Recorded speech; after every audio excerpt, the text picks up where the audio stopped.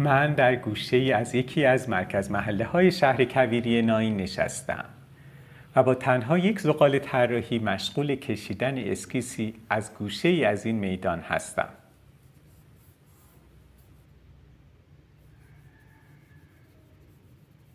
در این اسکیس به این عبارت معروف که کمتر بیشتر است یا less is more توجه می‌کنیم و اینکه چگونه با کمترین اثر ابزار در طراحی میتوان بیشترین اثر از محیط را گرفته و بر روی کاغذ نمایش داد.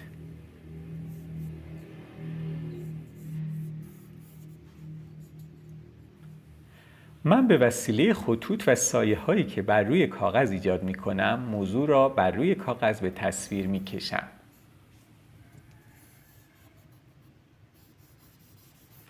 حال اگر از ابتدای طراحی توجه کنیم که چه زمانی طراحی به صورت دلخواهی موضوع را به ما و بیننده نشان می دهد، می توانیم از افزودن خطوط و سایه هایی بیشتر خودداری کنیم.